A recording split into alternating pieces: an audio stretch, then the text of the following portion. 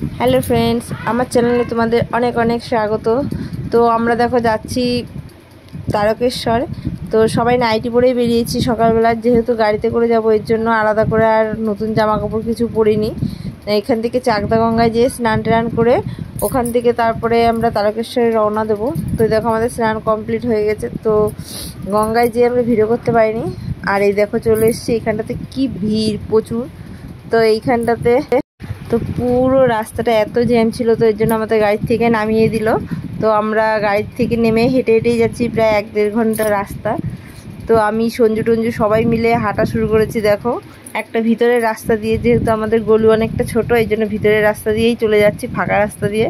এই দেখো আমাদের সঞ্জু আর গলু কলসি তো না, জলের ঘট নিয়েছে। তো যেহেতু আমরা চলে এসেছি, এখন যাব জল ঢালতে।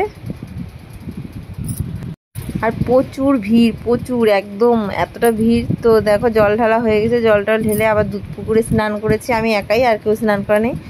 আর সব এইখানে সবাই প্রসাদ টসাদ কিনছে, অনেক কিছু সঞ্জু সবাই বাচ্চা কাচ্চা এসে, তো সবাই এখানে কেনাকাটি করছে। কেনাকাটি করে বাড়িতে যাব এখন।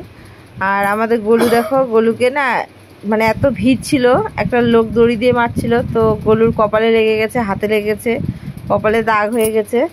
আর এই দেখো কি সুন্দর একটা শিব ঠাকুর, অনেকে অনেক রকম শিব ঠাকুর ঘট নিয়ে আসে। তো বন্ধুরা, তোমরা কে কে তারকেশ্বর যাবে এই শ্রাবণ মাসে কমেন্ট করে জানিও। আর ভিডিওটা ভালো লাগলে লাইক করো, আর কমেন্ট করে জানিও কেমন লাগলো। তো বাই বন্ধুরা, সবাই ভালো থাকবে, সুস্থ থাকবে।